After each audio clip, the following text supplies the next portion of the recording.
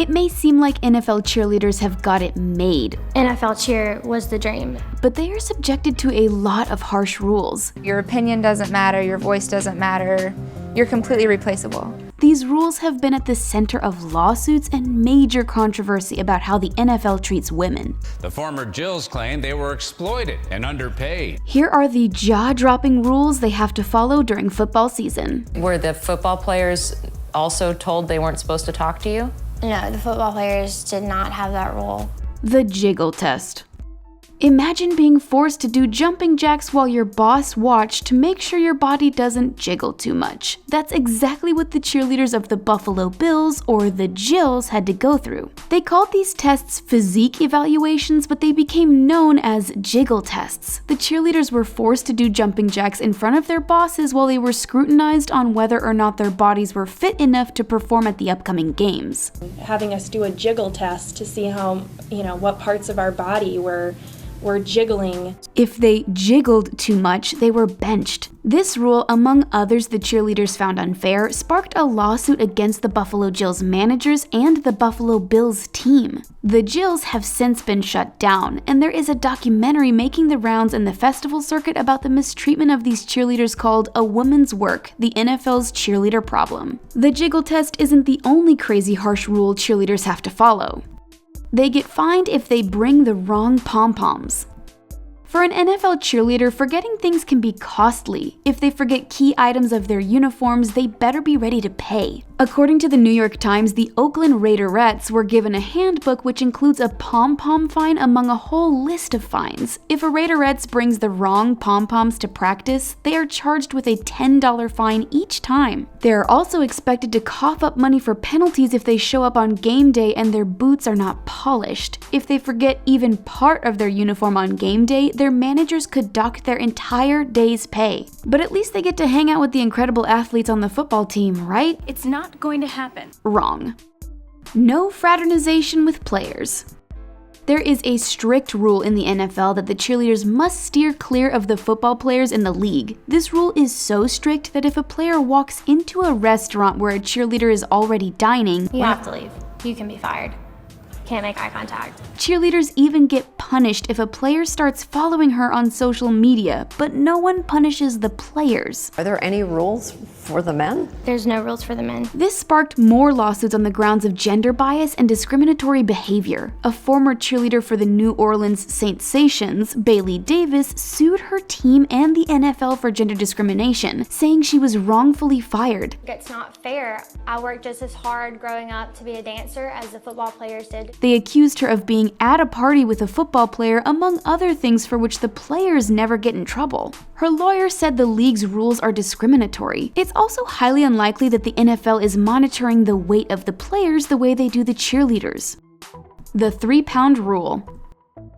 Cheerleaders for the Baltimore Ravens had to participate in routine weigh-ins to make sure they weren't gaining weight. According to the 2009 team handbook obtained by the New York Times, the cheerleaders were expected to maintain ideal body weight. The Cincinnati Bengals team had precise rules when it comes to body weight. The women on the squad were expected to stay within 3 pounds of their ideal weight, which is usually considered to be their audition weight. This has forced the women on the team to take extreme measures to get rid of unwanted weight, like turning their cars into saunas so they could sweat off a couple of pounds before the weigh-ins. And that's not the only thing they have to do to keep up their appearance. They spend big bucks on their appearance.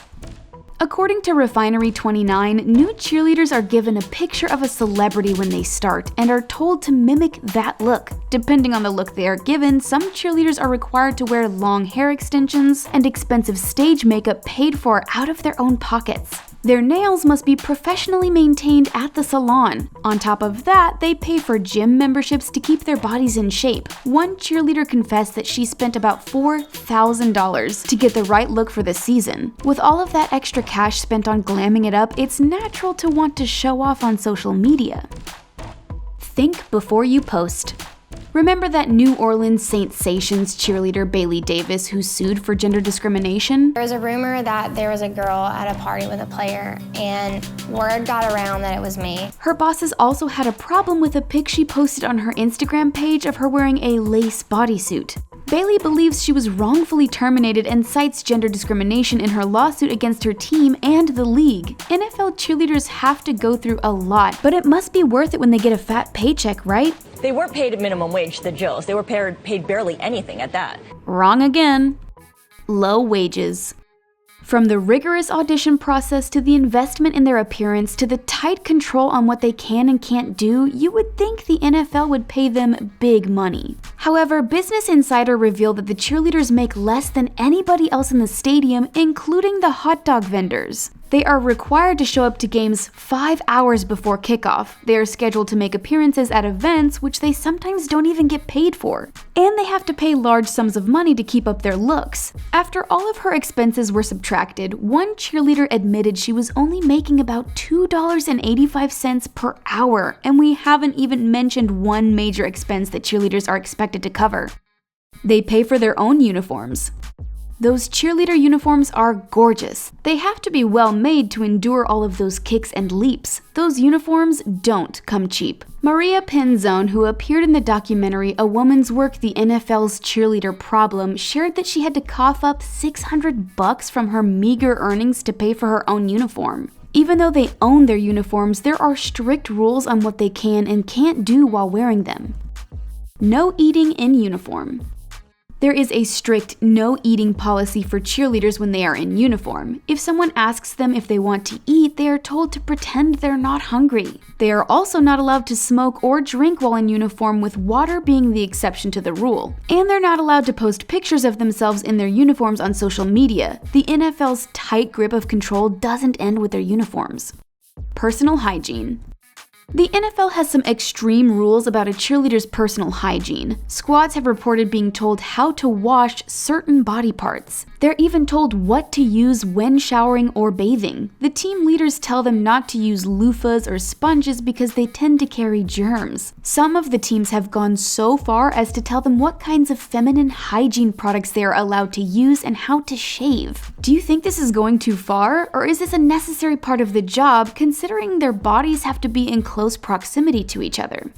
No drastic changes in appearance.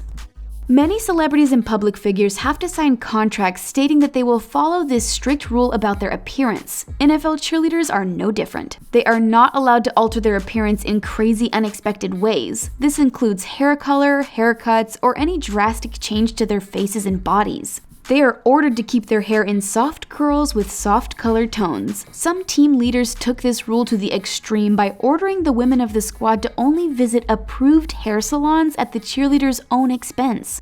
No complaining or gossiping.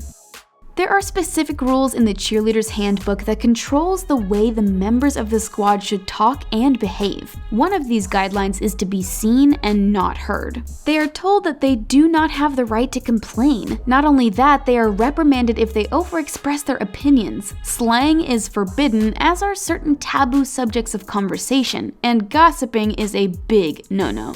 There are certain etiquette rules enforced on NFL cheer squads as well. For instance, the Raiderettes are coached on body language. These ladies must be exhausted from keeping track of all of these rules.